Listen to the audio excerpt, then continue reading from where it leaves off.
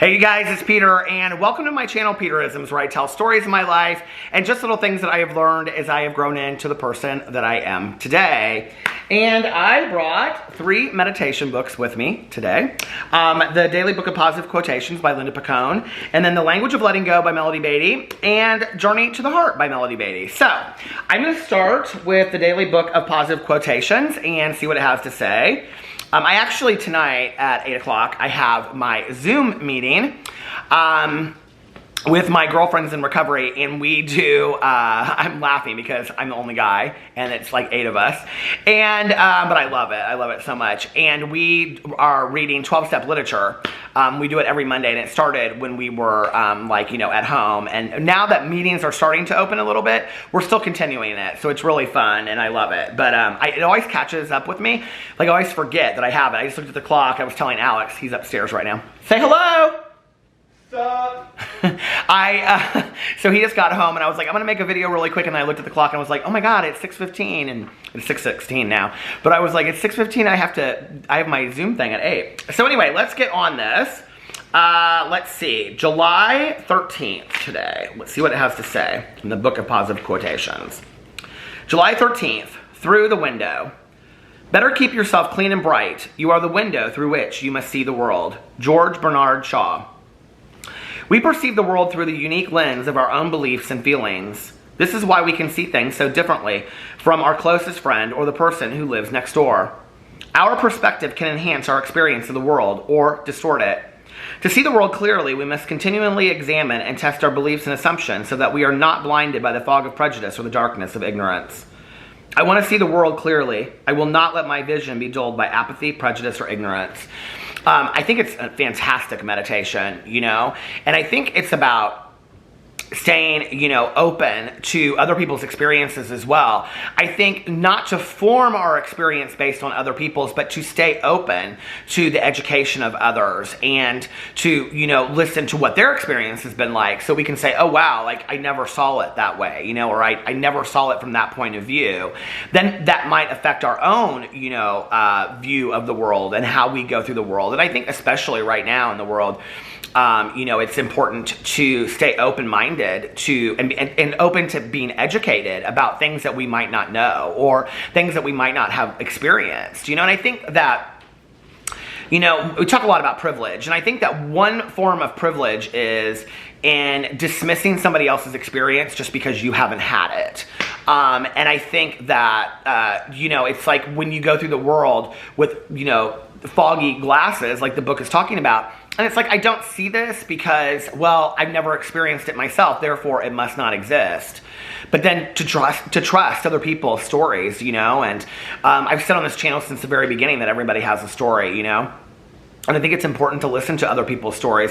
I also think, and I was just talking about this in my vlog the other day, that the Nigerian author Chimamanda Ngozi Adichie, who wrote Americana, and I believe she won the Pulitzer Prize for it, she did this TED Talks, and it's fantastic. And Beyonce actually took parts of it and put it in a music video. But her TED Talk is called The Danger of a Single Story.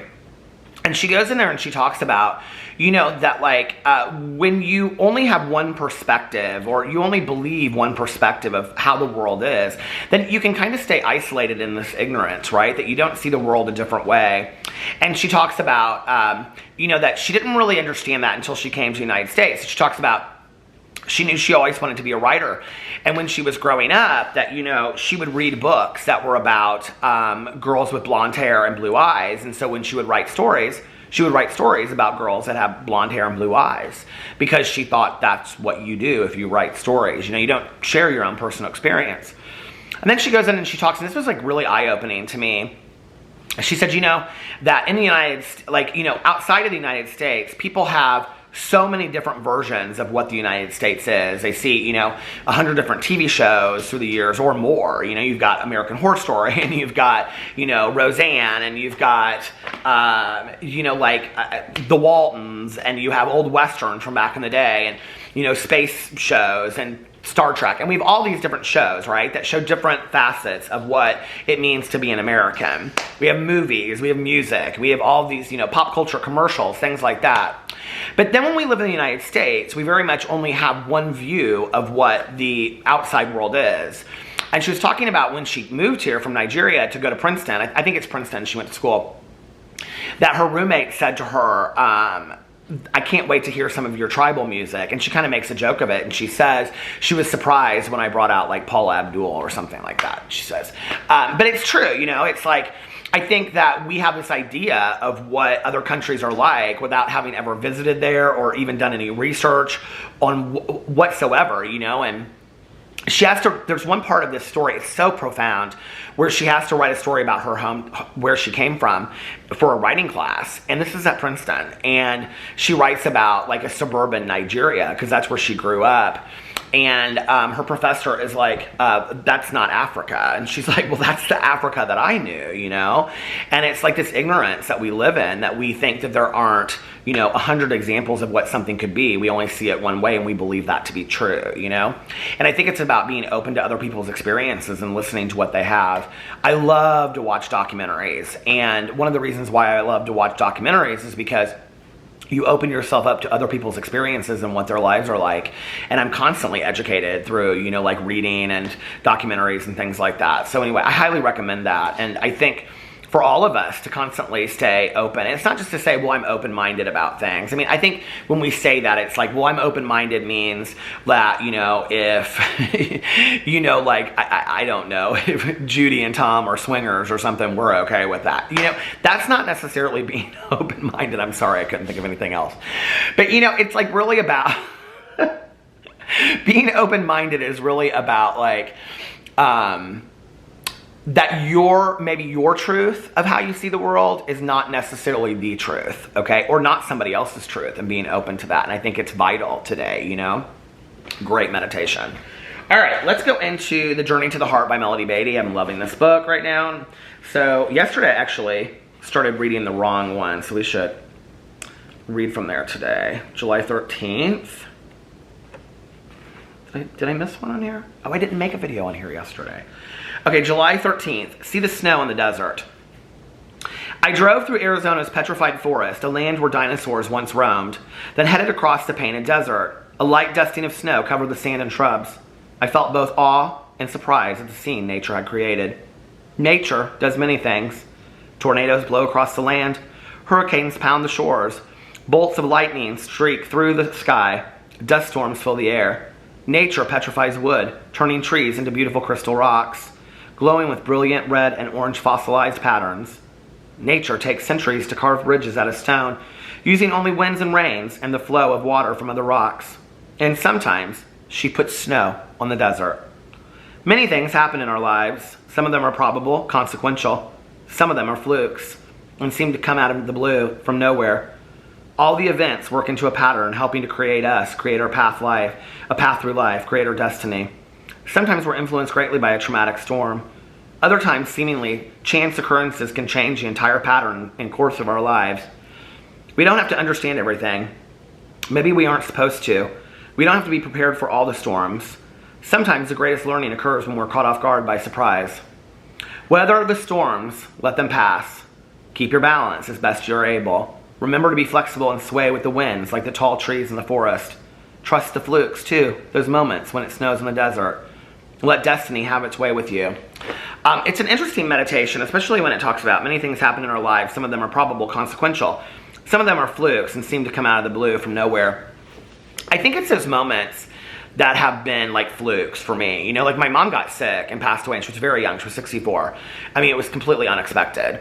Not when she was in the hospital for a while. I knew that was kind of what was going to happen. But her even going into the hospital was just crazy, I think it's part of why I was able to accept so openly the idea of moving through something instead of moving on. And I've talked about this on here before that, like I had a friend back in the day who had lost a son to addiction, to sudden sniffing death syndrome. And I remember I asked her, people keep on telling me I need to move on. And she's like, no, we don't ever move on, we move through.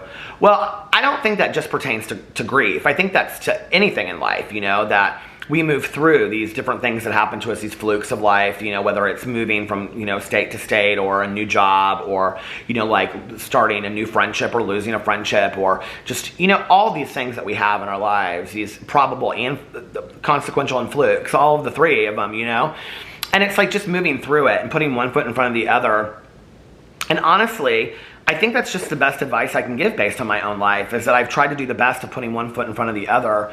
At times that I've gotten really stuck in my own misery and self-pity, I've really not gotten very far. Like, it really, you know, it's only when I put one foot in front of the other. And I've said this many times on this channel and on my vlog, you know, I believe there's almost kind of like this like blue thread or red thread, you know, that like reaches through like every single thing. If I look at the things that have happened in my life, it's crazy to me, you know, that like, if this didn't happen, then that wouldn't have happened. If this didn't happen, I never would have met my husband, and we wouldn't be together today, and I would never have had these dogs, and I would, you know, like, it's like one thing after another. And I look back on my life at the things that I was resistant to moving through, you know, and it's like I don't even, it's almost kind of like my first year that my mom was gone, first 6 months, I don't even know that I was like walking or pushing myself through it. It's almost kind of like, you know, when you're like out and away, like you like when you're like on a, you know, out in the ocean, you're like on a wave and you're just kind of riding the wave. It's like a lazy river. It's kind of like that's what I was my first year, you know. I was just kind of on this lazy river. I didn't really even know what I was doing or thinking or feeling. I didn't. I was rather numb, you know. But I think that I just kept on going. I think that's one thing, and I think it helped me. And I always say that to people: just put one foot in front of the other, keep on moving, you know. Like that song, keep on moving, don't stop. No. Anyway, but you know, like, I think that's, you have to just, stuff's gonna happen, you know, and it's the bitter and the sweet. I think that's the other thing, you know, I really believe that. It's the bitter, and well, I can say it like that because if I don't, people think I'm saying better.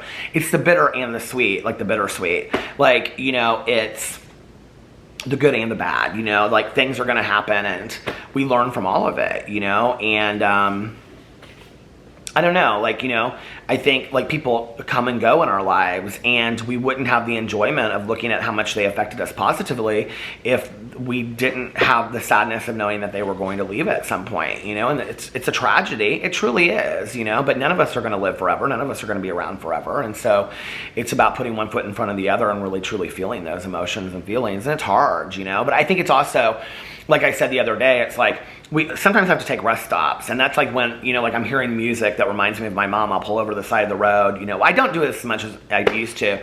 Now I just like drive and allow myself to cry, but back in the day it was just like so overwhelming that I would pull over the side of the road and I would just like, hey, Mr. Tambourine Man would come on, and I would just allow myself to bawl and listen to the music, you know, until I was ready to start my car again and move on. And that's just what you have to do, I think, you know. Anyway, let me know what you think about those meditations in the comment section below. I love you guys, and I will see you tomorrow. Bye.